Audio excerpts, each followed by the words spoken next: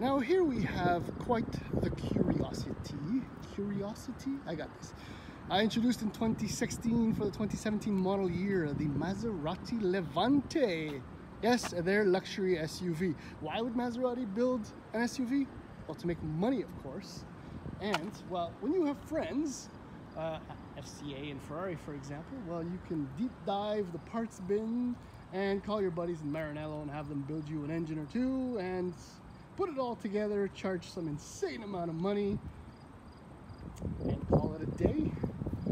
I mean, just before I go on with the Levante, it's not...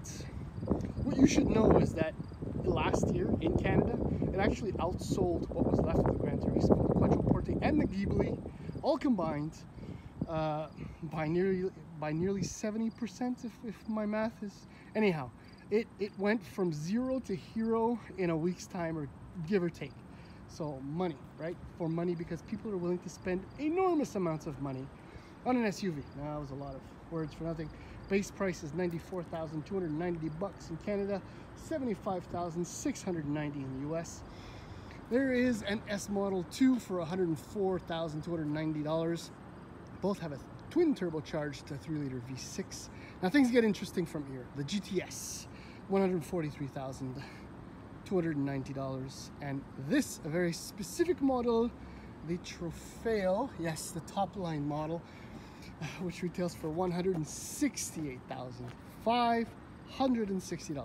Now, if you know your luxury, high-powered SUVs, you will know that this is among the most expensive ones you can buy. In fact, it's more expensive than some very exclusive versions of some of these other high-powered SUVs. Now, what you get for that kind of money: soft closed doors, some incredible Piano Fiore leather on the interior. Wait till you see that. Heated, cooled front seats, heated in the rear. 7-inch instrument panel, which is digital. 8.4-inch Uconnect. No, well, yes. There's of course a drive mode, which separates the Trofeo from the GTS and the others. My tester actually has some gorgeous carbon fiber paddles. Wait till I show those to you. And Nerissimo pack, which is, well, self-explanatory. Everything is black. Black, black, black, black, black, black, black, black. For a grand total of $170,210. Yes, lots of money for an SUV. Now, is it worth it? Well, I'll answer that at the very end. Now, see, these are some of the touches that separate the Trofeo from the others. Sadly, though, they copied Mercedes-AMG and they made fake tailpipes, which happen to be black on this because it's part of the Nerissimo package. Same for the wheels. What I can tell you, 2021 images are already out for this vehicle, so this badge, well, the Trofeo part anyway, is now over these things. I don't want to insult them, so I'll leave it at that. And there's an Italian flag on there somewhere to remind you that this is an Italian-built vehicle. Depending on the angle you look at it, I mean, right now the standard air suspension is in ingress mode, so it looks squat. It kind of looks good. Color doesn't do it any justice whatsoever, but it's an attractive SUV, but the proportions are a little bit off. It's extremely long, but it's fairly narrow, which is kind of weird. Anyway, let's do a quick walk around. Hopefully that's possible. All right, so power hatch obviously reveals 580 liters, or about 20 cubic feet of trunk space. Usable, good, accessible. Nice little touch right there. Not the typical type of stuff you will see in a Levante Trofeo review, but then, hey, I'm not typical. Now, here you go. This is the highs and the lows all combined into one. This thing has a fairly long wheelbase. But look where my son's seat is. His feet easily reach, and yes, there's proof, easily reach the seat back of my driving position, which is very far forward as typical. So 2 adults across the back will be comfortable. You can fit 3, but will be snug. So it's a big SUV, but it's not big on interior room. You see the red? That is beautiful. Look at this. Look at the details. You can't obviously touch it, but it's supple, it's padded, it's beautiful. The carbon fiber is glossy but nice. It doesn't look cheap. Nothing looks cheap until you, well, yeah. If you're familiar with FCA and the parts bin, you will immediately recognize those buttons, and that's where That's where it kind of hurts. Soft closed doors. There you go. All right. It doesn't really get any better in the football, but I do love the frameless doors detail. The seats. Look at this. The quilting, the stitching, the thickness, the padding, the suppleness. They are beautiful. That is a beautiful touch as well. But not so beautiful, I'm using the word freely, is that if you're familiar with FCA controls, and that it really kind of hurts because everything else surrounding it is so beautiful, so rich. It's lovely. I mean, look, the door handle, how it kind of blends into this trim piece. It's gorgeous. Oh, and then just the worst offending stuff is right there. I mean, do I have a right to complain about this? Me, no, personally, I can't, but I mean, that's my job. I'll step in. I do like the fact that the start-stop button is on the left, but if you're paying this kind of money, anyhow, there's your 7-inch IP. Lovely display. Everything shows up there. It's very straightforward, very familiar looking as well. Lovely gauges. And here's your 8.4-inch screen, which for 2021 actually remains, while the Ghibli and Quattroporte get a 10.1-inch screen, if I'm not mistaken.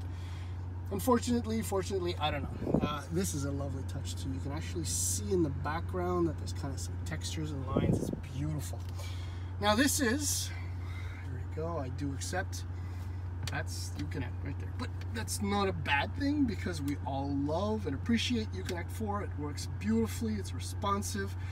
HVAC controls, very simple. I mean, just a glance around, it's beautiful. I mean, everything is gorgeous. The craftsmanship is top-notch. The materials, how everything comes together, it's just so... Sorry. Okay, so well, while we did the round there, the visibility is generally okay, but this is a massive blind spot when you're driving in the city. Steering wheel is lovely. Everything else, fit finish, like I was saying, is superb. The carbon fiber looks good, looks authentic, it is. Storage is pretty good as well. Here are your important drive modes. Yes, this one, well, I don't know anybody who will use it, but anyhow, this is another thing I have to give Maserati thumbs up for that. They didn't go with a cheesy rotary wheel like Jeep and Ram have gone. This is also another beautiful touch. So the lower part of the wheel changes the menu on top. You can see that. Whereas the top portion increases the volume of the radio. It's a very nice touch. And storage is definitely better than decent. There's your ride height adjustment for the adaptive air suspension. Now, like I said, I mean, do I have a right to complain? If I'm spending $95,000 or $170,000 on something this exotic, so, you know, the suspension actually raised itself when you start it up, I think you do. And I'm not quite done complaining, I think. All right, just so I feel better about myself and the way I describe the interior of this vehicle, it's not all that bad, really. I mean, you can't see the start-stop button or the headlight switch from the driving position. In fact, all you see is the beautiful red leather in this case. Out of the corner of your eye, you see the lovely Alcantara. And, well, you know, you get used to where the switches are for the windows. You don't have to look at them, same for the mirror switch. Anyhow, all I'm trying to say is that, generally speaking, this is a beautiful, extremely luxurious environment in which to be when driving. Now, when driving. So, how do you summarize the Levante Trofeo? This way. Straight line, ridiculous power. So the twin turbocharged 3.8 liter V8 puts out 590 horsepower. That's 40 up, 40, whatever. I can do the math. 40 more horsepower than the GTS, but the torque number is the same. In both cases, in fact, in all models of the Levante, you get an 8-speed ZF transmission, which can be controlled via these beautiful paddles, which I showed you. What else? Brakes. Brake pedal feel is fantastic. Possibly the most comforting element as far as the mechanicals are concerned in the Levante Trofeo. The steering is fine. I mean, there's no real sense of what's going on. It's a little bit fuzzy until it loads up. Yeah, I feel like I'm being hard on this thing, but when you want $170,000 for your SUV, it's got to be perfect. And sadly, it goes downhill from there. The air suspension, the adaptive dampers. I mean, they'll give you a comfortable ride, and that's one of the highlights as far as the driving experience, along with the power. But so far, in my time behind the wheel of this thing, I've not felt that ease tossing this SUV in any of my favorite on and off ramps. And I should be getting to one. Well, no, I will be getting to one very shortly. It's a combination now. Yes, I know. I mean, everything is in normal drive mode, which is the better mode to be in at all times. I mean, you can go into Corsa and the exhaust kind of comes alive. And very, very much alive. But I'm going to go back into normal, leave the dampers on normal as well. And it kind of reminds me, it kind of reminds me of the GTR, the Nissan GTR, the first times I drove it. And even the last times I drove it, including at Spa, I don't trust the chassis' initial response on turn-in. I feel like it's leaving me in some kind of void where I have to trust that everything will work out. Obviously, things will work out, but that sense where, you know, the tires squeal, I'm not even going that fast. There's an enormous amount of lean. I'll just go right to the sport dampers. I don't know. I don't feel comfortable tossing this thing. And if you're to believe what Alfa Romeo says, I mean, this is essentially a track-focused SUV. But I can't imagine ever taking this on a track. If only because with my fat French button here, this thing weighs 5,000 pounds. Those brakes will boil over in no time. So to summarize, essentially, this is an Italian hot rod SUV. Now if I go into Corsa, I mean, son of a gun. That ZF is on the money all the time. It's unbelievable. The exhaust sound is incredibly intoxicating, as you would expect. But there are too many issues with this SUV to justify the asking price. I can't accept spending that kind of money when you can buy, for example, off the top of my head, a BMW X5M that has more power and at least as quality, craftsman-oriented, luxurious interior as this thing,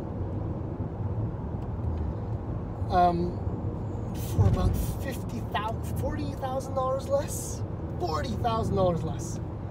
And never mind when the GLE 63S comes out and they announce the pricing, it'll be more or less the same.